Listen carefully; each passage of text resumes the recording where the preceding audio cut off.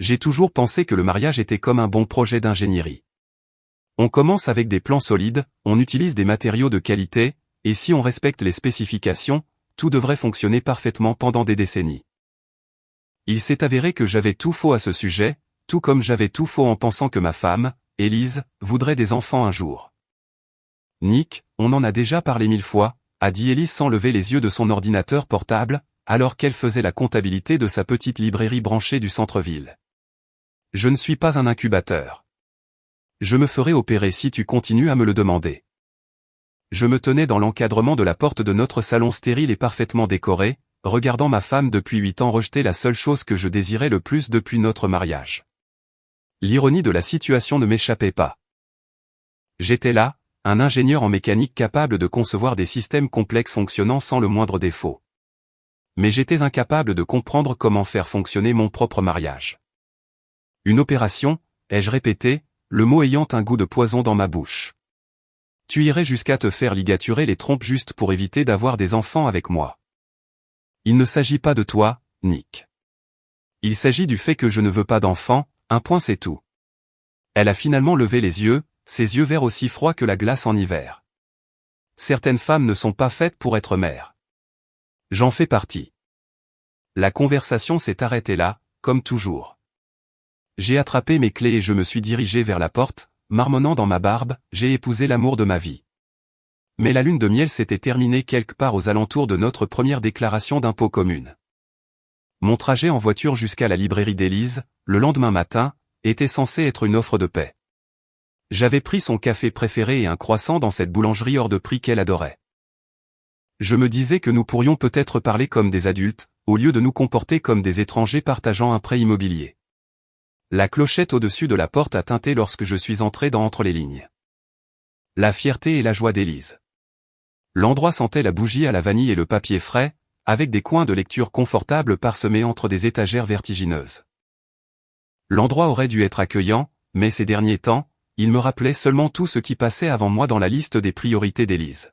« Oh mon Dieu, tu devrais le voir », disait Véronica, l'amie commère d'Élise, à Marc, le copropriétaire de la librairie. Greg Tully est absolument magnifique et riche. Tu savais qu'il possède la moitié de l'immobilier commercial du centre-ville. Je me suis figé derrière un présentoir de best-seller, le café refroidissant entre mes mains. Élise a tellement de chance de l'avoir comme conseiller commercial, a poursuivi Véronica, sa voix baissant pour se transformer en un murmure complice.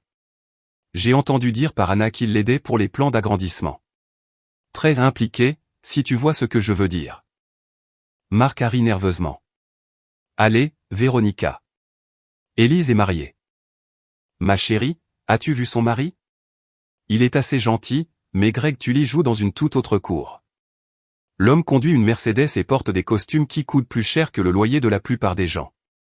En plus, Anna a dit qu'elle les avait vus dîner chez Romano la semaine dernière. Et ça ne ressemblait pas du tout à un rendez-vous d'affaires. Mes mains se sont crispées autour du gobelet de café, le carton cédant légèrement sous la pression. Greg Tully. Je connaissais ce nom. C'était un promoteur immobilier très en vue qui conseillait Élise sur l'agrandissement de la librairie. Elle l'avait mentionné à quelques reprises, toujours en passant, toujours d'un ton désinvolte. Trop désinvolte. Au fait, où est Élise, a demandé Marc. Encore une réunion matinale avec Greg, a répondu Véronica avec un sourire entendu. Elle en a beaucoup en ce moment. J'ai posé le café sur une table voisine et je suis sorti avant que quiconque ne me voie. Mon esprit s'emballait, reliant des points que j'avais été trop confiant ou trop stupide pour voir auparavant. Les soirées tardives, les appels téléphoniques secrets, la façon dont Élise s'habillait mieux ces derniers temps, mettant du parfum même lorsqu'elle allait simplement faire des inventaires. De retour à mon cabinet d'ingénierie, je n'arrivais pas à me concentrer sur l'analyse structurelle que j'étais censé revoir. Mon ami Pet, un gars franc de l'atelier, a immédiatement remarqué ma distraction. On dirait que quelqu'un a écrasé ton chien, a dit Pet en s'installant dans la chaise en face de mon bureau avec son manque de cérémonie habituelle. Pire. Je crois que ma femme a une liaison. Pet a sifflé doucement. C'est dur, mon pote. Qu'est-ce qui te fait croire ça? Je lui ai raconté la conversation que j'avais surprise et le comportement récent d'Élise. Je lui ai parlé de la distance grandissante entre nous, qui ressemblait à un canyon que je ne pouvais plus traverser. Alors, qu'est-ce que tu vas faire, a demandé Pete. Je ne sais pas. Peut-être que je suis paranoïaque. Peut-être que ce sont vraiment juste des réunions d'affaires. Nick, tu es un ingénieur. Tu ne crois pas aux coïncidences. Tu crois aux preuves et aux conclusions logiques. Pete s'est penché en avant. S'il s'agissait d'un problème structurel, que ferais-tu? J'enquêterais. Je testerais les points faibles, je documenterais tout. Exactement. Alors, enquête. Ce soir-là, j'ai commencé à prêter attention à des détails que j'avais ignorés jusqu'alors. Le téléphone d'Élise, qu'elle gardait désormais face vers le bas et toujours à portée de main. Les nouveaux vêtements dans son placard, plus sexy, plus chers que son style habituel. La façon dont elle s'était remise à faire du sport après des années à prétendre qu'elle était trop occupée. Comment s'est passée ta journée, ai-je demandé pendant le dîner, en l'observant attentivement. Bien, chargé. Greg pense que nous devrions nous agrandir dans le local d'à côté, mais les négociations pour le bail sont compliquées. Elle a picoré sa salade, fuyant mon regard. Greg semble avoir beaucoup d'opinions sur ton entreprise. Il a beaucoup de succès, Nick. Ses conseils sont précieux. J'en suis sûr. Quelle est son expérience dans le commerce de détail? Il s'y connaît en immobilier commercial, ce qui est l'essentiel pour une extension. Son ton devenait sec, défensif. C'est vrai. Et ces réunions que vous avez eues récemment, elles ne portent que sur l'immobilier. Élise a posé sa fourchette et m'a finalement regardé droit dans les yeux. Qu'est-ce que tu insinues exactement? Je n'insinue rien. J'essaie juste de comprendre pourquoi ma femme a besoin de tant de réunions en soirée avec un autre homme. C'est un consultant en affaires, Nick. C'est comme ça que fonctionnent les affaires. Tout le monde ne pointe pas à la pointeuse pour rentrer chez soi à 17 heures. La conversation s'est arrêtée là, mais le mal était fait. Elle savait que j'avais des soupçons, et je savais qu'elle mentait. La question était de savoir quoi faire à ce sujet. Au cours de la semaine suivante, j'ai commencé ce que j'ai appelé mon évaluation du contrôle qualité de mon mariage. J'ai prêté attention au modèle, documenté les incohérences et suivi les points de données comme si je déboguais un système défectueux. Élise a prétendu travailler tard 3 soirs cette semaine-là, mais quand je suis passé devant la librairie, elle était plongée dans le noir et vide. Sa soirée entre filles avec Véronica a duré jusqu'à 2 heures du matin, mais lorsque j'en ai parlé avec désinvolture à Véronica à l'épicerie, elle a semblé confuse et a dit qu'elle n'avait pas eu de soirée entre filles depuis des mois. Le point de rupture a eu lieu un jeudi soir. Élise a dit qu'elle avait une réunion d'inventaire d'urgence et qu'elle ne rentrerait pas avant tard. J'ai décidé de lui faire la surprise avec un dîner de son restaurant thaïlandais préféré, en me disant que j'étais peut-être paranoïaque et que je pouvais sauver les meubles avec un geste romantique. La librairie était fermée et plongée dans l'obscurité. J'ai appelé son téléphone portable et je suis tombé directement sur la messagerie vocale. J'ai alors conduit dans le centre-ville, vérifiant les restaurants et les cafés où elle aurait pu avoir une réunion d'affaires légitime. J'ai trouvé sa voiture sur le parking du Grand View Hotel. Je suis resté assis dans mon pick-up pendant 20 minutes, fixant sa Honda Civic argentée en essayant de trouver une explication innocente. Peut-être qu'elle y rencontrait un client. Peut-être que Greg avait des investisseurs venant de l'extérieur qui séjournaient à l'hôtel. Peut-être y avait-il une explication parfaitement raisonnable qui n'impliquait pas que ma femme me trompe. Mais au fond de moi, je le savais, de la même manière que je le savais lorsqu'un calcul structurel était erroné ou lorsqu'une conception présentait un défaut fatal. Les preuves étaient toutes là, et la conclusion était inévitable. J'étais sur le point de démarrer le moteur et de rentrer chez moi quand je les ai vus. Élise et un homme de grande taille dans un costume onéreux sortaient ensemble de l'hôtel. Il avait la main posée sur le bas de son dos, et elle riait de quelque chose qu'il avait dit. L'intimité de ce geste m'a frappé comme un coup physique. Greg Tully était tout ce que je n'étais pas. Grand là où j'étais de taille moyenne, raffiné là où j'étais plutôt brut de décoffrage, riche là où j'appartenais solidement à la classe moyenne. Il ressemblait au genre d'homme qui avait sa place dans les hôtels de luxe et les restaurants haut de gamme. Le genre d'homme qui pouvait offrir à Élise la vie glamour dont elle avait toujours rêvé. Ils se sont arrêtés à côté d'une Mercedes noire, et Greg a attiré Élise contre lui, l'embrassant profondément sous les lumières du parking. Elle a fondu contre lui, de la même manière qu'elle fondait contre moi à l'époque où nous étions jeunes et que tout semblait possible. Je suis rentré chez moi complètement hébété, mes mains tremblant sur le volant. Quand Élise est rentrée à minuit, j'ai fait semblant de dormir. Elle s'est glissée dans le lit à côté de moi, sentant l'eau de Cologne hors de prix et la trahison. Le lendemain matin, pendant qu'Élise était sous la douche, je me suis surpris à fouiller dans son sac à main, chose que je n'avais jamais faite en 8 ans de mariage. Glissée derrière ses cartes de crédit, il y avait une carte magnétique d'hôtel avec GT écrit dessus, de l'écriture d'Élise. J'ai fixé ce morceau de plastique, et quelque chose de fondamental a basculé en moi. La partie de moi, confiante et pleine d'espoir, qui lui cherchait des excuses et lui accordait le bénéfice du doute venait de mourir. À sa place, quelque chose de plus dur et de plus calculateur a pris racine. Eh bien, ai-je pensé, on dirait que l'intrigue s'épaissit, tout comme ma tension artérielle. J'ai passé le week-end dans un étrange état d'hypervigilance, comme si je voyais ma vie à travers de nouveaux yeux. Chaque interaction avec Élise ressemblait à une performance, et je voyais enfin le script qu'elle suivait. Je risque de rentrer tard ce soir encore, m'a-t-elle dit au petit déjeuner, sans lever les yeux de son téléphone. Greg veut passer en revue le calendrier d'agrandissement. On travaille un lundi soir, les affaires ne respectent pas les horaires de bureau, Nick. Elle a embrassé ma joue avec la même affection mécanique qu'elle aurait montrée à un colocataire. Ne m'attends pas. Après son départ, je me suis assis dans notre cuisine, buvant du café et fixant les murs jaunes et gais que nous avions peints ensemble 3 ans plus tôt. Nous avions été heureux à l'époque, ou du moins je croyais que nous l'avions été.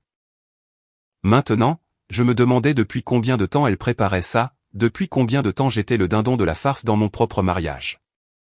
J'ai appelé mon travail pour dire que j'étais malade, et j'ai passé la journée à faire quelque chose que je n'aurais jamais pensé faire. J'ai engagé un détective privé. Mara Chen était une ancienne inspectrice de police devenue enquêtrice privée après 20 ans dans les forces de l'ordre.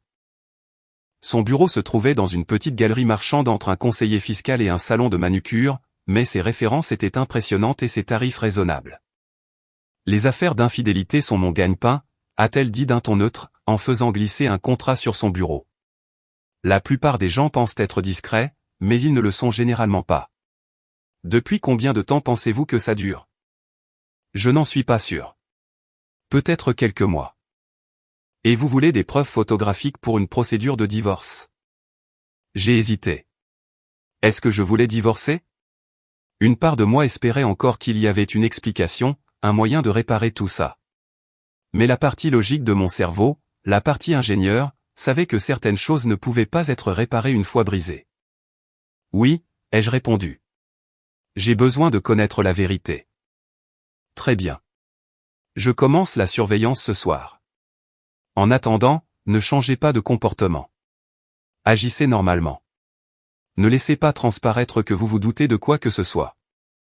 Agir normalement s'est avéré plus difficile que je ne l'avais imaginé.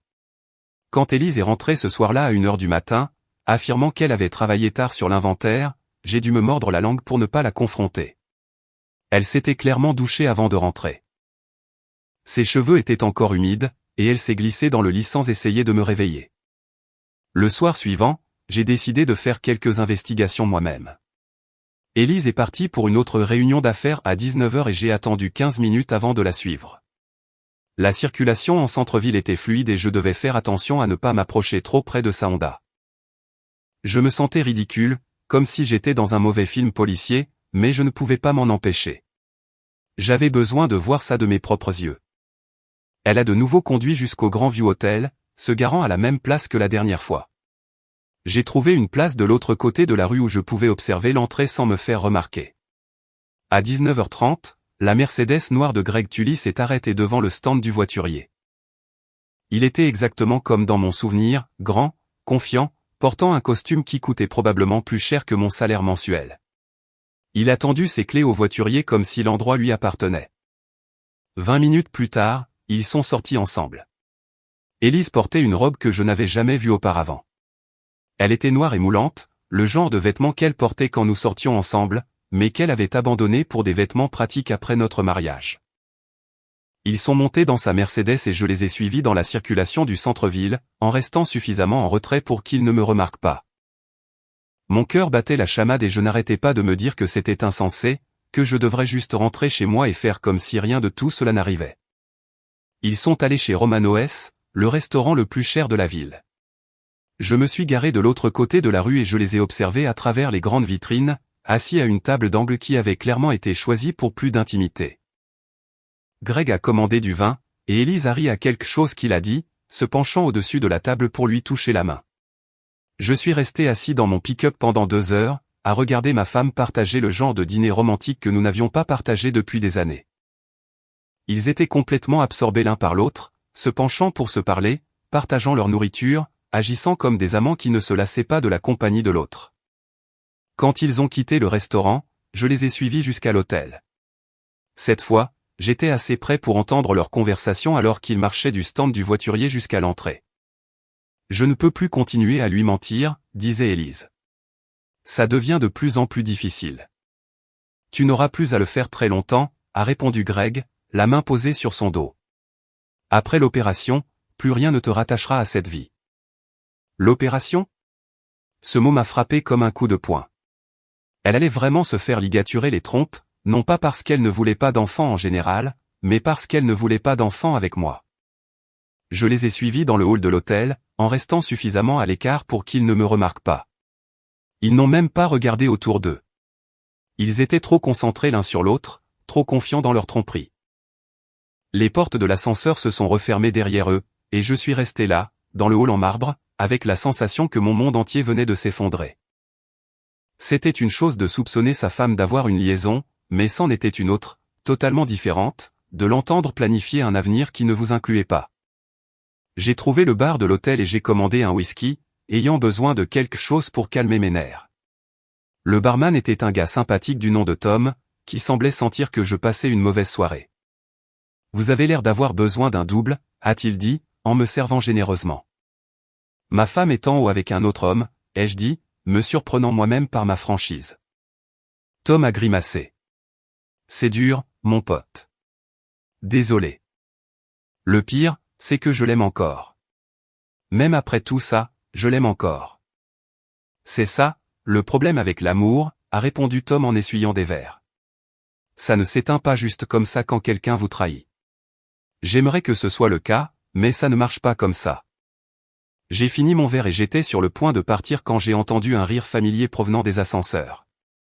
Élise et Greg descendaient, et ils se dirigeaient droit vers le bar.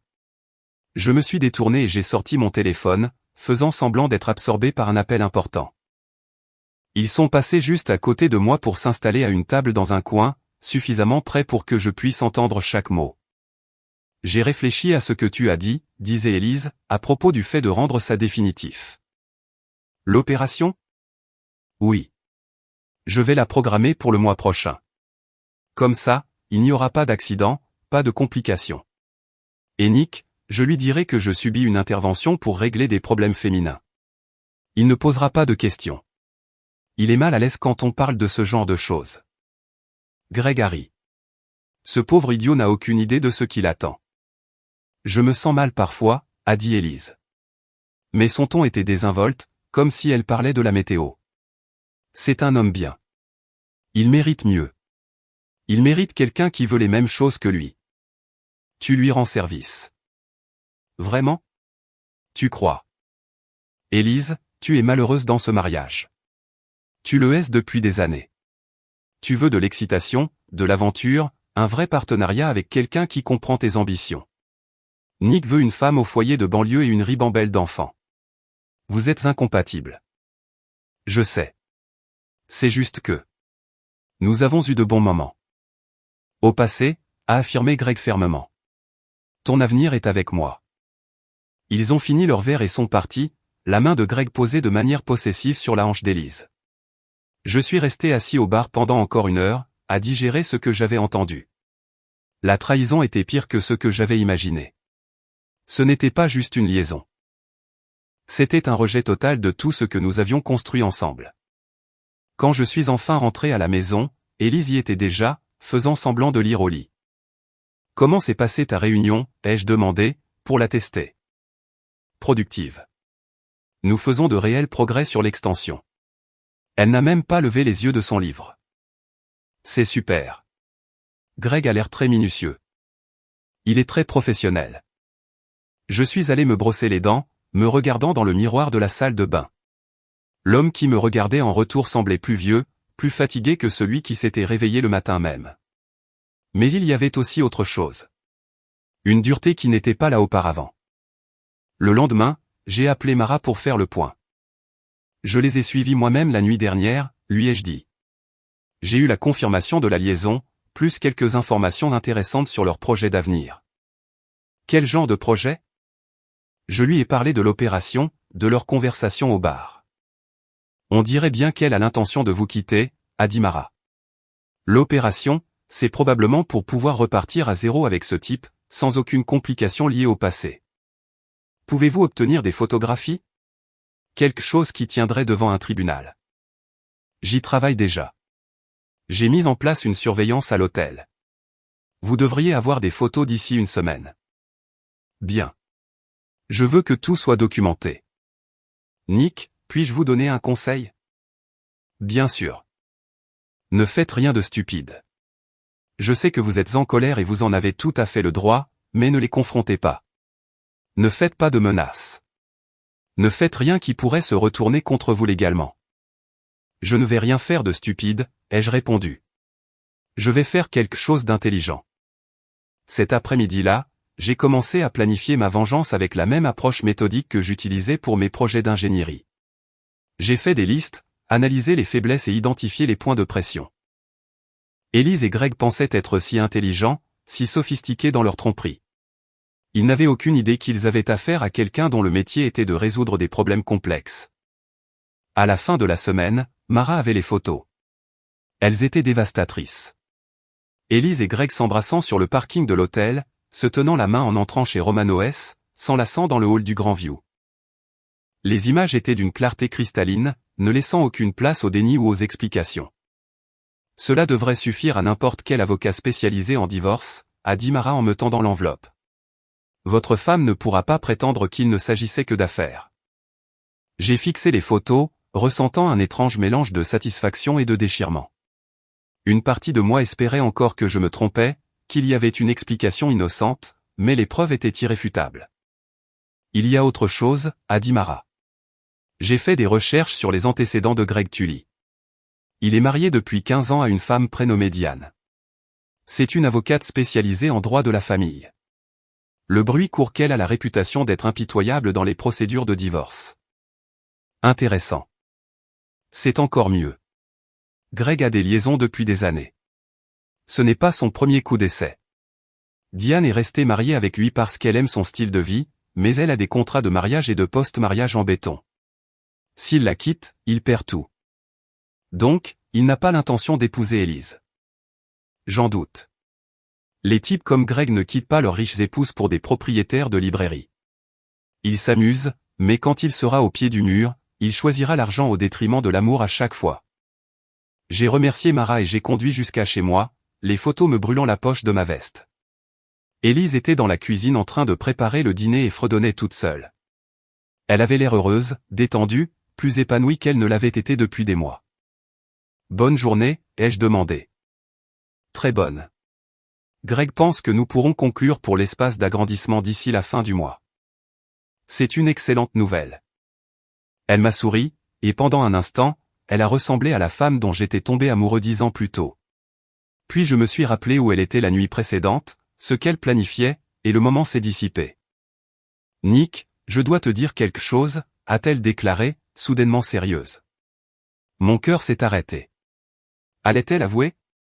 Allait-elle enfin me dire la vérité? Je vais subir une intervention le mois prochain, des problèmes féminins qui nécessitent une opération chirurgicale. Quel genre d'intervention?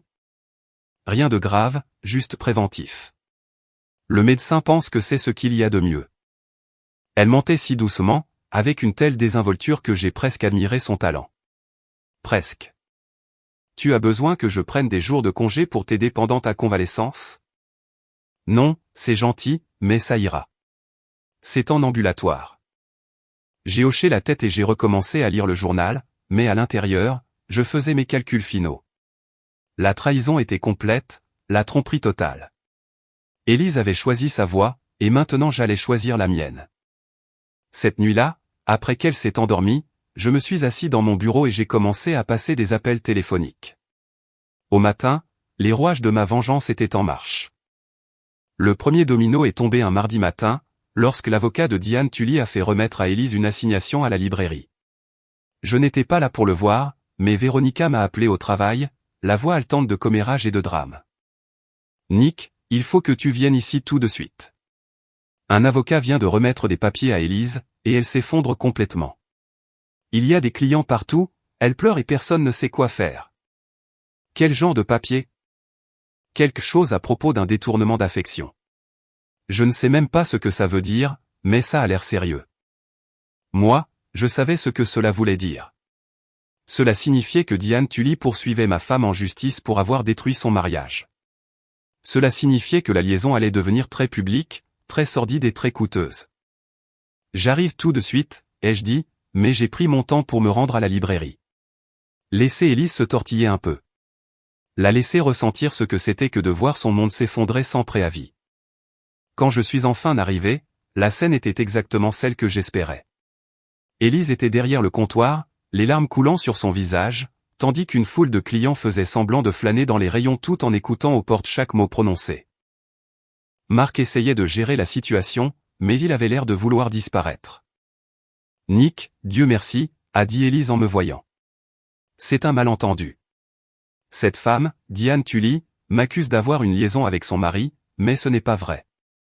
Greg et moi ne sommes que des partenaires commerciaux. » Le mensonge est venu si facilement que j'ai presque cru qu'elle y croyait elle-même. Mais je pouvais voir la panique dans ses yeux. La façon dont ses mains tremblaient alors qu'elle serrait les documents légaux. « Nous devrions peut-être discuter de ça à la maison, ai-je dit calmement. « Oui, bonne idée. » Elle a attrapé son sac et son manteau, fuyant littéralement les regards curieux de ses clients. Le trajet de retour s'est fait en silence, mais je pouvais sentir l'anxiété d'Élise irradier depuis le siège passager. Elle n'arrêtait pas de regarder son téléphone, essayant probablement de joindre Greg, se demandant probablement comment leur secret parfait avait été découvert. Une fois dans notre salon, la porte fermée et sans public, je l'ai enfin mise au pied du mur. Alors, ai-je dit en m'installant dans mon fauteuil préféré avec un calme délibéré. Depuis combien de temps ça dure? Nick, je te l'ai dit, il ne se passe rien. Cette femme est de toute évidence instable, elle fait de fausses accusations. Élise. Ma voix était calme, mais quelque chose dans mon ton l'a fait s'arrêter au milieu de sa phrase. Je sais pour l'hôtel. Je sais pour Romano S. Je sais pour l'opération que tu prévois afin de repartir à zéro avec Greg, sans aucune complication liée à ton mariage actuel. Elle est devenue livide. Tu m'as suivi. J'essayais de comprendre pourquoi ma femme depuis 8 ans avait soudainement décidé qu'elle préférait passer ses soirées avec un autre homme. Elle s'est assise lourdement sur le canapé, toute combativité l'ayant quittée. Depuis combien de temps es-tu au courant? Assez longtemps. La vraie question c'est, depuis combien de temps ça dure? 3 mois, a-t-elle dit doucement. Ça ne devait pas arriver. C'est arrivé, c'est tout. Et l'opération? Je ne suis pas prête à être mère, Nick. Je ne le serai peut-être jamais. Greg comprend ça. Greg comprend ça parce que Greg ne veut pas d'enfant non plus. Il a déjà une femme et un style de vie qu'il n'a pas l'intention d'abandonner. Élise a levé la tête brusquement. Ce n'est pas vrai. Il m'aime. Il aime avoir une liaison avec toi. Il y a une différence. Tu ne le connais pas. Je connais les hommes comme lui. Je sais qu'il est marié depuis 15 ans à une femme qui est beaucoup plus riche et plus puissante que toi. Je sais qu'il a déjà eu des liaisons avant. Et je sais que quand les choses vont se compliquer ou ce qui est sur le point d'arriver, il choisira son comptant. Banque plutôt que tes sentiments. C'est faux. Il ne le ferait pas, mais je pouvais voir le doute s'immiscer dans ses yeux. Peut-être commençait-elle à réaliser que Greg ne lui avait jamais rien promis de concret. Il n'avait jamais dit qu'il quitterait sa femme. Voici ce qui va se passer, ai-je continué. Diane Tully va te détruire au tribunal. Elle va étaler chaque détail de votre liaison, chaque mensonge que tu as raconté, chaque chambre d'hôtel que tu as partagée avec son mari. Ça fera les gros titres des journaux locaux, et tout le monde en ville saura exactement quel genre de personne tu es. Nick, je t'en prie. Je n'ai pas terminé. Ton entreprise va en souffrir, parce que personne ne veut acheter de livres à quelqu'un en qui on ne peut pas avoir confiance. Tes amis vont devoir choisir un camp. Et la plupart d'entre eux choisiront la femme bafouée plutôt que la maîtresse. Et Greg va te jeter en pâture pour sauver son propre mariage et son argent. Les larmes coulaient sur son visage maintenant, mais je n'éprouvais aucune sympathie. Elle avait fait ses choix, et maintenant elle allait devoir vivre avec les conséquences. Que attends-tu de moi, a-t-elle chuchoté. Je veux que tu comprennes ce que tu as gâché. Je veux que tu réalises que tu avais un mari qui t'aimait, qui t'aurait tout donné, qui a passé 8 ans à essayer de construire une vie avec toi. Et tu as tout jeté par la fenêtre pour quelques mois d'excitation avec un homme qui n'allait jamais te choisir. Je sais que je t'ai blessé. Tu ne m'as pas seulement blessé, Élise. Tu nous as détruits. Tu m'as regardé dans les yeux tous les jours pendant 3 mois, et tu as menti. Tu as planifié une opération chirurgicale pour t'assurer de ne jamais avoir d'enfant avec moi. Et tu m'as laissé croire qu'il s'agissait de ta carrière. Alors qu'en réalité, il s'agissait de lui. Elle sanglotait maintenant, mais je n'en avais pas fini. J'ai toujours voulu des enfants. Tu voulais Greg.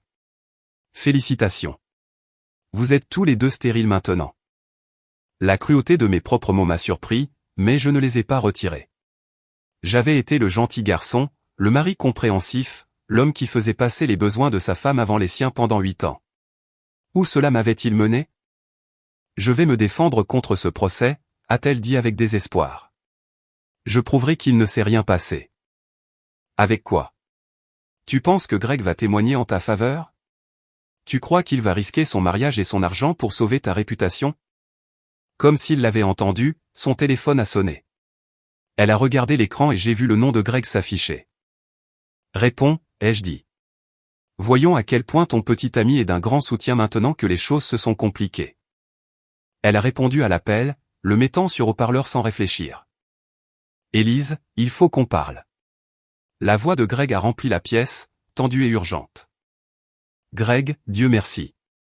Ce procès, c'est de la folie. Il faut qu'on trouve une solution. Il y a eu un long silence. Élise, je pense qu'on devrait prendre nos distances pendant un moment. Le temps que ça se tasse. Prendre nos distances? Qu'est-ce que tu veux dire? Je veux dire que je ne peux pas être vu avec toi en ce moment. Diane a des avocats, et ils cherchent la moindre preuve qu'ils peuvent trouver. Si on est intelligent, on peut faire le dos rond. Faire le dos rond? Greg, on me poursuit en justice. Mon entreprise est en péril. J'ai besoin de toi maintenant. Nouveau silence.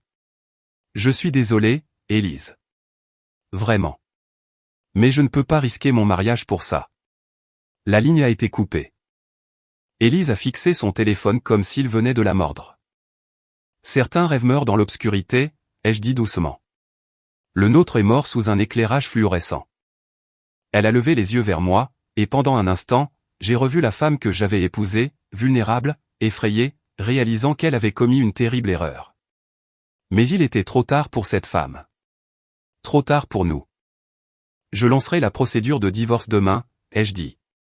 Tu peux garder la librairie, en supposant que tu puisses la faire tourner après que ce scandale aura éclaté. Je garderai la maison et mes comptes de retraite. Nous diviserons le reste en 2. Nick, attends. On peut peut-être arranger ça. Peut-être qu'on pourrait suivre une thérapie de couple. Il n'y a rien à arranger. Tu as fait ton choix il y a 3 mois. Maintenant, tu vas devoir vivre avec. Je suis monté à l'étage et j'ai commencé à faire une valise. J'entendais Élise pleurer dans le salon, passant des appels, essayant probablement de joindre Greg à nouveau. Mais il n'allait pas répondre. Il était probablement déjà en train de parler à ses propres avocats, cherchant comment minimiser les dégâts pour son mariage et son compte en banque. Le lendemain matin, j'ai emménagé dans un appartement meublé à l'autre bout de la ville. C'était petit et impersonnel, mais c'était à moi. Aucun souvenir partagé, aucun rappel de la vie que je pensais construire. Mon avocate, Harriet Morrison, était une femme pragmatique d'une 50aine d'années, spécialisée dans les affaires de divorce. Votre femme a choisi le mauvais homme avec qui tromper son mari, a-t-elle déclaré en examinant les photos prises par Mara. Greg Tully a une sacrée réputation. Ce n'est pas sa première liaison, et ce ne sera pas la dernière. Sa femme monte un dossier contre lui depuis des années. Qu'est-ce que cela signifie pour Élise? Ça signifie qu'elle est sur le point de devenir un dommage collatéral dans une guerre bien plus vaste. Diane Tully ne veut pas seulement punir votre femme. Elle veut envoyer un message à toutes les femmes de la ville qui pourraient être tentées de coucher avec son mari. Et le divorce devrait être simple de votre côté. Avec les preuves d'infidélité, vous obtiendrez un règlement favorable. La seule question est de savoir s'il restera des actifs à votre femme une fois que Diane Tully en aura terminé avec elle. Ce soir-là, j'étais en train de déballer des cartons dans mon nouvel appartement quand quelqu'un a frappé à la porte. J'ai ouvert pour me retrouver face à Lindsay Foster, l'ancienne meilleure amie d'Élise, tenant une bouteille de vin et ayant l'air désolée. « J'espère que ça ne te dérange pas que je passe », a-t-elle dit. « Véronica m'a donné ton adresse. Je voulais voir comment tu allais. » Lindsay était maîtresse d'école maternelle, chaleureuse et sincère d'une manière qui vous faisait vous sentir mieux rien qu'en étant à ses côtés. Elle était amie avec Élise depuis l'université, mais j'avais toujours soupçonné qu'elle désapprouvait la façon dont Élise me traitait. « Je survis », ai-je dit en m'écartant pour la laisser entrer. « Je suis tellement désolé, Nick. Je n'avais aucune idée de ce qui se passait. Si j'avais su, je l'aurais. » « Tu l'aurais quoi ? Dissuadé ? » ?»« J'aurais essayé. Ce qu'elle t'a fait est impardonnable. » Nous avons ouvert le vin et avons parlé pendant des heures. Lindsay m'a dit que plusieurs amis d'Élise avaient déjà pris leur distance avec elle, dégoûtés par sa liaison et par la façon dont celle-ci avait été rendue publique. Le pire, c'est qu'elle agit comme si c'était elle, la victime, a expliqué Lindsay. Comme si tout cela lui était tombé dessus, comme si elle n'avait pas eu le choix. C'est bien Élise, ça. Elle n'a jamais été douée pour assumer la responsabilité de ses actes. Je m'en veux de ne pas l'avoir vue plus tôt. Les signes étaient tous là, les nouveaux vêtements, son comportement secret, la façon dont elle changeait de sujet chaque fois que quelqu'un te mentionnait. Ne t'en veux pas. J'étais marié avec elle, et je n'ai rien vu jusqu'à ce qu'il soit trop tard. Puis-je te poser une question personnelle ? Bien sûr. Vouliez-vous vraiment des enfants, ou était-ce juste quelque chose que tu as dit pour la blesser ? J'ai réfléchi un instant. Je voulais vraiment des enfants. J'en ai toujours voulu, depuis que je suis enfant moi-même. Je pensais qu'Élise finirait par changer d'avis. Qu'elle réaliserait la joie que des enfants pourraient apporter dans notre vie. Elle disait toujours que les gens qui voulaient des enfants étaient égoïstes, qu'ils essayaient juste de créer des mini-versions d'eux-mêmes. Et toi, qu'est-ce que tu en penses ? Lindsay a souri tristement. Je pense que certaines personnes sont faites pour être parents, et d'autres non. La tragédie, c'est quand ces deux types de personnes se marient. Et toi, tu veux des enfants ? Plus que tout. Mais j'ai 35 ans et je suis célibataire, alors mes options commencent à se restreindre. Il y avait quelque chose dans sa façon de le dire qui m'a fait la regarder de plus près. Lindsay était séduisante d'une manière calme et discrète. Le genre de femme qui devient de plus en plus belle à mesure qu'on la connaît. Elle était tout ce qu'Élise n'était pas, chaleureuse, honnête, maternelle. Le bon gars finira par arriver, ai-je dit. Peut-être. Ou peut-être que je vais juste adopter un chien et on n'en parlera plus. Nous avons ri, et pour la première fois depuis des mois, j'ai ressenti quelque chose qui ressemblait au bonheur. C'était un petit moment, mais il m'a donné l'espoir qu'il y avait une vie après Élise, et que je pourrais bien être plus heureux sans elle. La semaine suivante, l'histoire a éclaté dans le journal local. Un homme d'affaires local cité dans une plainte pour infidélité, titrait le journal, accompagné d'une photo de Greg l'air mal à l'aise en quittant son bureau. L'article détaillait la plainte déposée par Diane Tully contre Élise, incluant des allégations très spécifiques concernant des visites à l'hôtel et des dîners au restaurant. J'ai acheté 5 exemplaires du journal. Cet après-midi-là, Pete est passé à mon appartement avec un pack de 6 bières et un sourire malicieux. « Alors » a-t-il dit en s'installant dans mon seul fauteuil convenable. « J'ai entendu dire que Greg Tully a quelques problèmes au travail. » « Quel genre de problème ? » « Eh bien, il semblerait que quelqu'un ait appelé le service des ressources humaines de son entreprise pour déposer une plainte contre lui, l'accusant d'avoir une relation inappropriée avec une cliente. Un informateur anonyme, très détaillé. Il a fourni des dates, des lieux. Et même des photos censées le montrer dans des situations compromettantes. J'ai essayé de prendre un air innocent. C'est terrible. J'espère que ça n'affectera pas sa carrière. Oh, ça affecte clairement sa carrière. Le bruit court qu'il a été suspendu en attendant les résultats d'une enquête. L'avocat de sa femme est apparemment très méticuleux lorsqu'il s'agit de documenter les incartades de son mari. Nous avons trinqué avec nos bouteilles de bière et Pete m'a fait un grand sourire. Tu sais, Nick, j'ai toujours pensé que tu étais trop gentil pour ton propre bien. Mais il y a peut-être de l'espoir pour toi, finalement. Je n'ai aucune idée de ce dont tu parles. Bien sûr que non. Au fait, tu ferais bien d'éviter la taverne de Murphy pendant un moment. Pourquoi? Greg y boit presque tous les soirs depuis que l'affaire a éclaté. Il n'est pas de très bonne humeur et il pose des questions pour savoir qui a bien pu rencarder les avocats de sa femme. Je garderai ça à l'esprit. Mais je n'ai pas évité la taverne de Murphy. En fait, je me suis fait un devoir d'y passer le vendredi soir suivant, juste pour voir comment Greg résistait à la pression. Je l'ai trouvé au bar, 3 verres dans le nez, ayant l'air d'un homme qui avait perdu tout ce qui comptait pour lui. Son costume onéreux était froissé. Sa cravate était lâche, et ses cheveux d'ordinaire parfaits étaient ébouriffés. « Tiens, a-t-il dit en me voyant. Si ce n'est pas le mari bafoué. Greg, comment tiens-tu le coup? Comment crois-tu que je tiens le coup? Ma femme demande le divorce, mon entreprise m'a suspendu, et ta femme agit comme si tout ça était de ma faute. N'est-ce pas? Il s'est tourné face à moi, et j'ai pu voir la colère et le désespoir dans ses yeux. Tu te crois tellement malin, hein? Tu penses avoir gagné quelque chose, là? Je pense avoir appris quelque chose. J'ai appris que ma femme a des goûts désastreux en matière d'hommes. Ta femme était misérable avec toi. Elle me l'a dit elle-même. Elle a dit que tu étais ennuyeux, prévisible, que tu n'avais aucune ambition. Et pourtant, je suis toujours là, j'ai toujours un emploi, je vis toujours chez moi, et je peux encore me montrer en public. Et toi, comment ça se passe? Greg s'est levé, vacillant légèrement. Il était plus costaud que moi, mais il était aussi ivre et en colère, ce qui le rendait maladroit. Tu veux connaître la vérité sur ta précieuse femme, a-t-il lancé assez fort pour que la moitié du bar l'entende. Elle avait l'intention de te quitter de toute façon. Cette liaison lui a juste servi d'excuse. C'est bon à savoir. Merci de m'avoir rendu service. Elle a dit que tu faisais pitié. Elle a dit que tu la suppliais d'avoir des enfants comme un loser désespéré. Et toi, que lui as-tu promis? Le mariage? Un avenir? Ou juste quelques mois d'amusement jusqu'à ce que les avocats de ta femme s'en mêlent?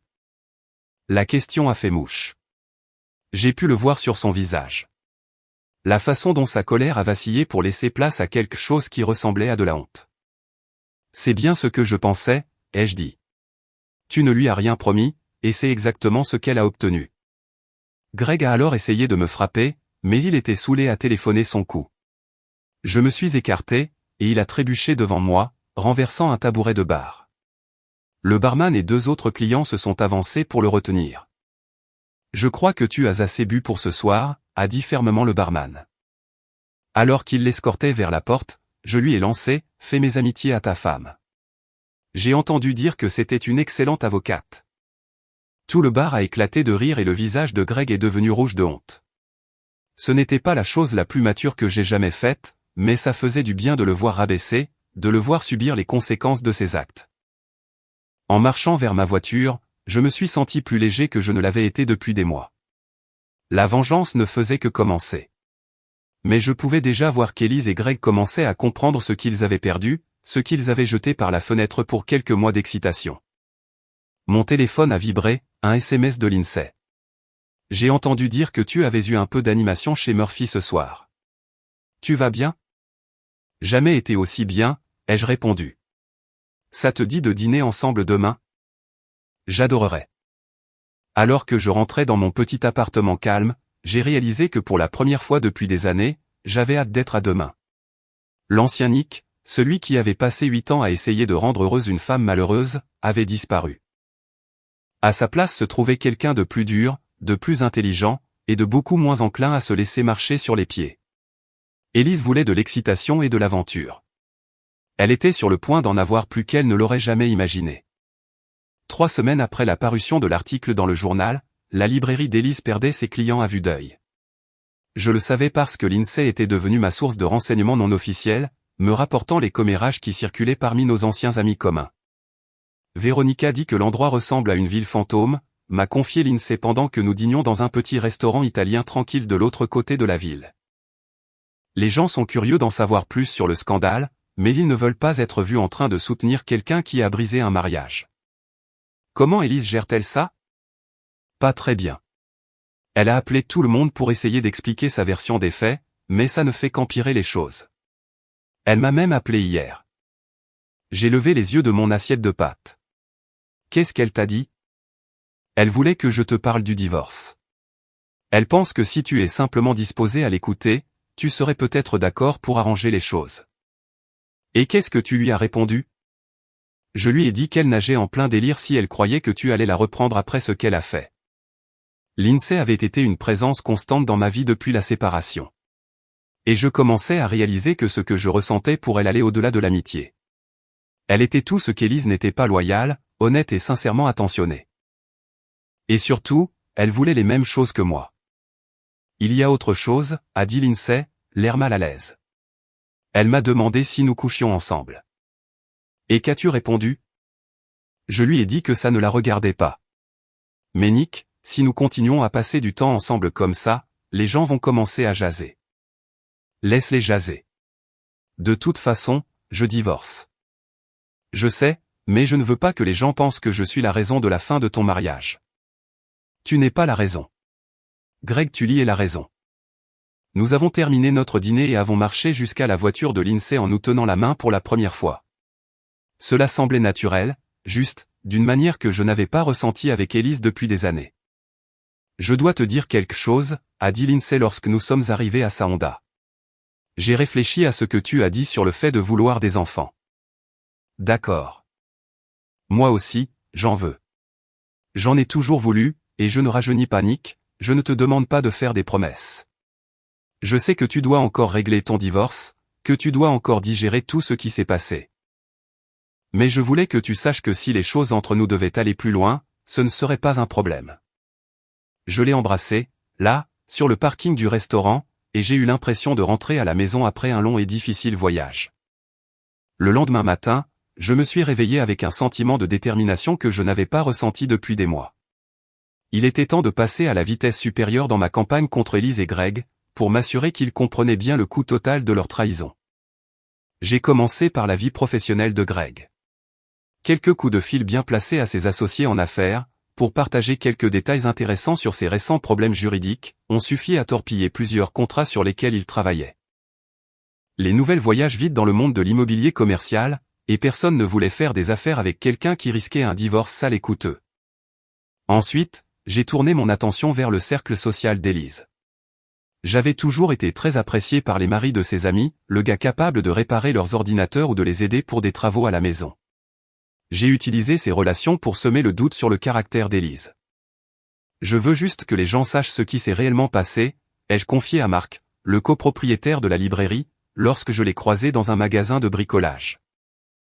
Élise raconte à tout le monde que j'étais un mauvais mari, que je l'ai poussé dans les bras de Greg. Mais la vérité, c'est qu'elle prévoyait de me quitter avant même le début de sa liaison. Elle allait se faire opérer pour s'assurer de ne jamais avoir d'enfant avec moi. Marc avait l'air mal à l'aise, mais je voyais que l'information faisait son chemin. À la fin de la semaine, la moitié de la ville était au courant de la stérilisation prévue d'Élise, et le récit était passé de épouse malheureuse cherche du réconfort ailleurs à femme calculatrice détruit son mariage pour des raisons égoïstes. Mais ma pièce de résistance restait à venir. Je la planifiais depuis des semaines, depuis que Lindsay avait mentionné que l'entreprise de Greg organisait son événement annuel de remerciement pour les clients au Country Club. Ce devait être une soirée de gala, avec tous les hommes d'affaires importants de la ville. Greg y serait, essayant de sauver sa réputation et sa carrière. C'était l'occasion rêvée pour une humiliation très publique. J'ai demandé l'aide de Pete et de 3 amies institutrices de Lindsay, qui étaient très enthousiastes à l'idée de participer à ce que nous appelions une opération responsabilité. Le plan était simple mais dévastateur. Le soir de l'événement, pendant que Greg était à l'intérieur en train de faire du lèche-botte aux clients potentiels, nous avons mené une attaque coordonnée sur sa fierté et sa joie, sa Mercedes noire. D'abord, nous avons recouvert la voiture d'autocollant, klaxonné si vous êtes l'amant de ma femme, mon autre voiture est un briseur de ménage, et, demandez-moi des nouvelles de mon procès pour infidélité. Ensuite, nous avons rempli l'habitacle de paillettes et de confettis, pour être sûr qu'il lui faudrait des semaines pour tout nettoyer. Mais le clou du spectacle a été la banderole personnalisée que nous avons suspendue au mât du country club, Greg Tully, mari, père, adultère. Félicitations pour votre divorce imminent. La banderole était visible depuis le parking, depuis la salle de réception, et depuis la route principale. Greg ne pourrait pas faire semblant de ne pas l'avoir vue, et ses associés ne pourraient pas l'ignorer. Lindsay et moi avons observé la scène de l'autre côté de la rue à la fin de la soirée, alors que les gens commençaient à sortir du bâtiment. Greg a émergé avec un groupe d'investisseurs potentiels, riant à la blague de l'un d'entre eux. Puis, il a vu sa voiture. L'expression sur son visage valait chaque minute de préparation. De la pure horreur, suivie de rage, suivie de la lente réalisation que sa réputation professionnelle était désormais aussi ruinée que son mariage. Il a essayé de décoller les autocollants alors que ses associés le regardaient, mais ils étaient de qualité industrielle et conçus pour être permanents. Plus il s'acharnait, plus il avait l'air ridicule. Quelqu'un a alors pointé du doigt la banderole, et l'humiliation de Greg était totale. Il se tenait là, sur le parking du country club, entouré des hommes d'affaires les plus importants de la ville, ressemblant à un homme qui avait perdu tout ce qui comptait pour lui. « Tu crois qu'il a compris la leçon ?» a demandé Lindsay en me serrant la main. Pas du tout. Mais il commence à comprendre le prix de ses choix. Le lendemain matin, des photos de la voiture décorée de Greg étaient partout sur les réseaux sociaux. Quelqu'un avait posté une vidéo de lui essayant d'aspirer les paillettes de ses sièges tout en jurant assez fort pour que la moitié du parking l'entende.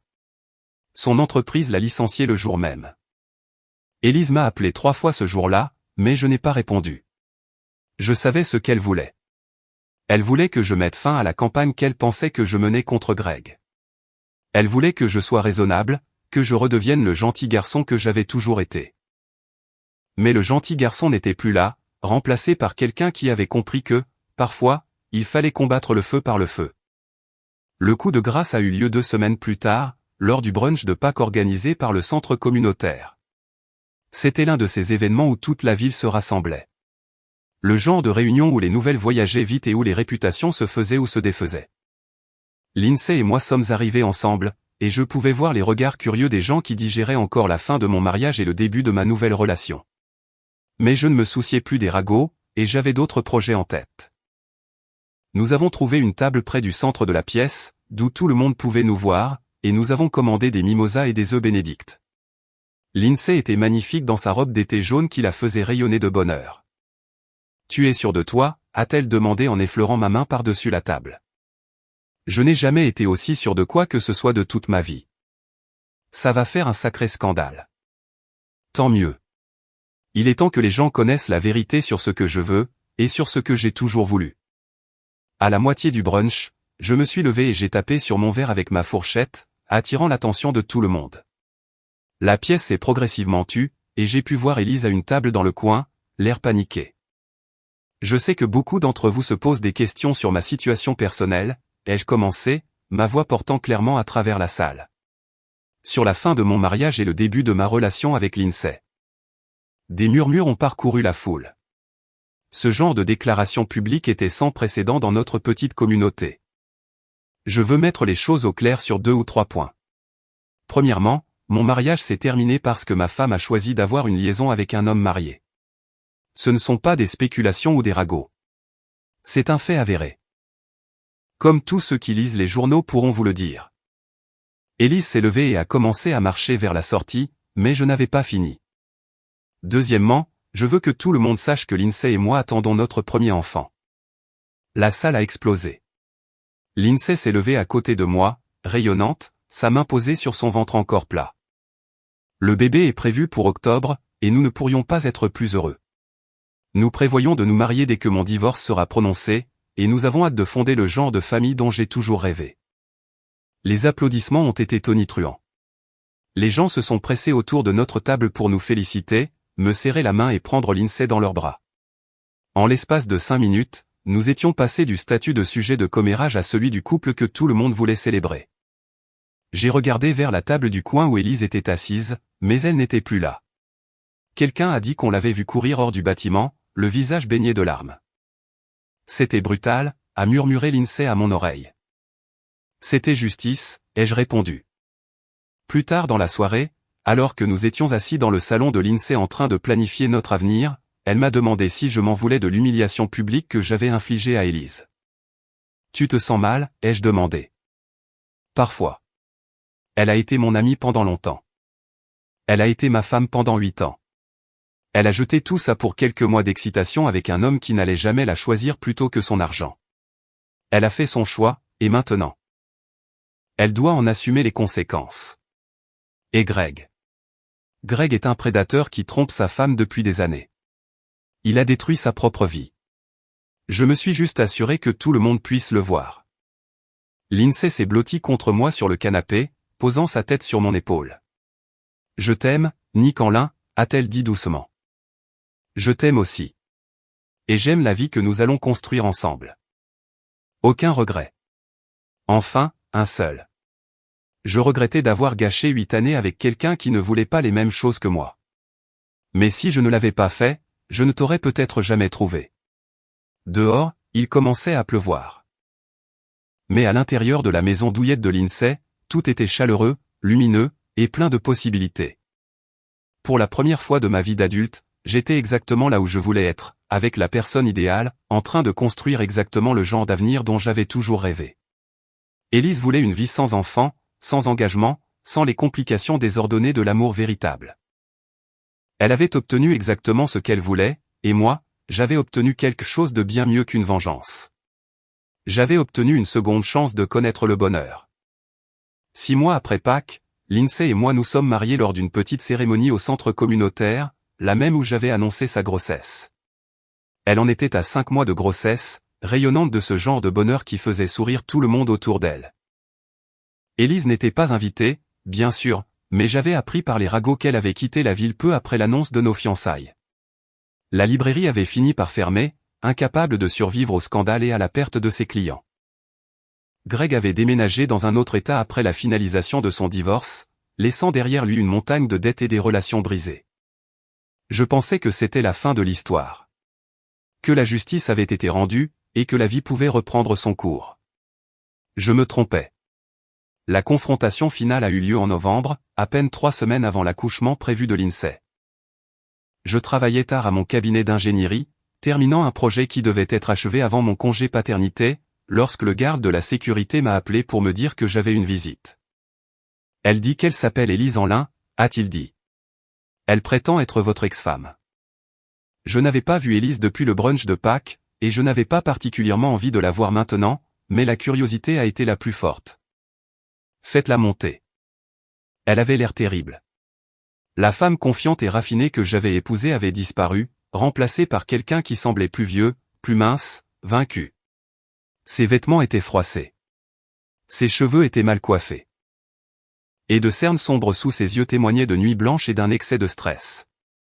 Bonjour, Nick. Élise. Que veux-tu? J'ai besoin de te parler de nous. De ce qui s'est passé. Il n'y a pas de nous. Il n'y en a plus depuis près d'1 an. Je sais. Je sais que j'ai tout gâché. Je sais que je t'ai blessé d'une manière pour laquelle je ne pourrai jamais assez m'excuser. Mais j'ai besoin que tu comprennes quelque chose. Elle s'est assise en face de mon bureau sans y avoir été invitée, et j'ai pu voir ses mains trembler. Je t'écoute. Je n'ai jamais voulu que les choses aillent aussi loin. La liaison, les mensonges, l'opération que je prévoyais. Tout est devenu incontrôlable. Tu as fait des choix, Élise. À chaque étape. Tu as choisi Greg plutôt que moi. Tu as choisi la tromperie plutôt que l'honnêteté. Tu as choisi tes désirs égoïstes plutôt que notre mariage. Je sais. Et j'ai payé pour ces choix. Greg m'a largué à la minute où les choses sont devenues compliquées. Mon entreprise n'existe plus. Mes amis refusent de me parler. Et je vis dans un studio à 3 états d'ici, travaillant comme caissière dans une épicerie. Je suis désolé de l'apprendre, mais je ne vois pas ce que tu attends de moi. Je n'attends rien.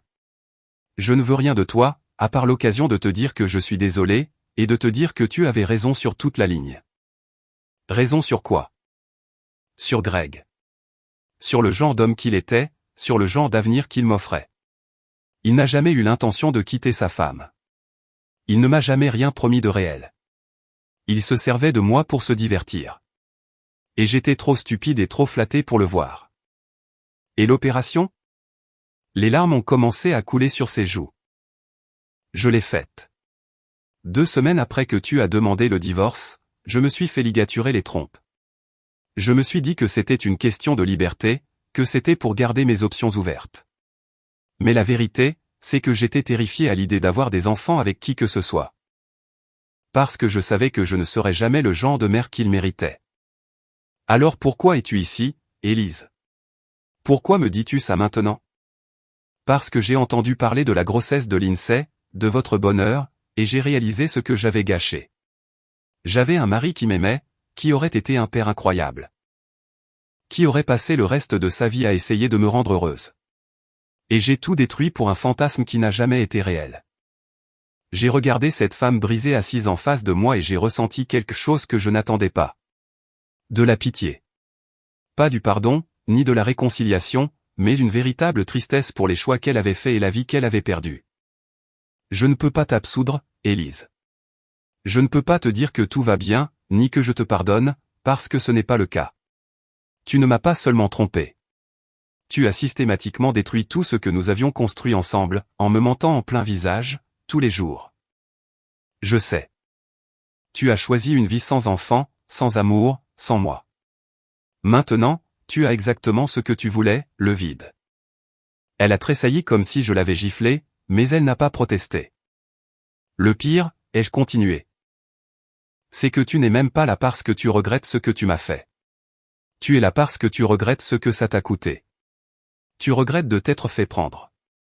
Tu regrettes que Greg se soit avéré être exactement celui que je t'avais dit. Tu regrettes que ta grande aventure se soit transformée en cauchemar. Mais tu n'es pas vraiment désolé de m'avoir trahi. Ce n'est pas vrai. C'est vrai. Si Greg avait quitté sa femme pour toi, si l'affaire n'avait jamais été rendue publique, si tu t'en étais tiré, tu n'aurais plus jamais pensé à moi. Tu vivrais ta nouvelle vie excitante en te félicitant d'avoir échappé à un mariage ennuyeux avec un homme ennuyeux. Élise s'est levée, son sang-froid finissant par craquer complètement. Tu as raison, a-t-elle dit à travers ses larmes. Tu as absolument raison sur tout, j'ai été égoïste, stupide et cruel. J'ai jeté la meilleure chose de ma vie pour un fantasme, et maintenant je n'ai plus rien. Rien, à part la certitude que j'ai détruit le seul amour véritable que j'ai jamais eu. Bien. Je suis content que tu le comprennes. Parce que maintenant tu sais exactement ce que j'ai ressenti quand j'ai découvert ta liaison. Quand j'ai réalisé que la femme que j'aimais depuis 8 ans avait si peu de considération pour moi qu'elle pouvait planifier un avenir avec un autre homme tout. En partageant mon lit. Nick, je t'en prie. Non. Tu as eu ta chance de réparer les choses. Tu as eu des dizaines d'occasions sur 3 mois de me dire la vérité, de mettre fin à notre mariage avec un minimum de dignité, de me traiter avec le respect fondamental que je méritais en tant que mari. Au lieu de cela, tu as choisi de mentir, de tromper, et de planifier un avenir qui ne m'incluait pas. Je me suis dirigé vers la porte et je l'ai ouverte. Il est temps que tu partes, Élise. Il est temps que tu vives avec les choix que tu as faits. Elle est passée devant moi en direction de l'ascenseur, puis s'est retournée une dernière fois. J'espère que tu sais la chance qu'Aline sait. J'espère que tu sais la chance que tu aurais pu avoir. Les portes de l'ascenseur se sont refermées, et elle a disparu. Je suis resté dans le couloir pendant un long moment, analysant la conversation, essayant de comprendre ce que je ressentais face à cette confrontation finale avec mon ex-femme. Globalement, je ressentais du soulagement. Pendant des mois, j'avais traîné avec moi de la colère, de la souffrance et un désir de vengeance qui avait consumé plus d'énergie que je ne le réalisais. Voir Élise brisée et vaincue, comprendre toute l'ampleur de ce que ses choix lui avaient coûté, m'a finalement apporté la conclusion dont j'avais besoin. Je suis retourné dans mon bureau et j'ai appelé Lindsay. Comment ça s'est passé, a-t-elle demandé.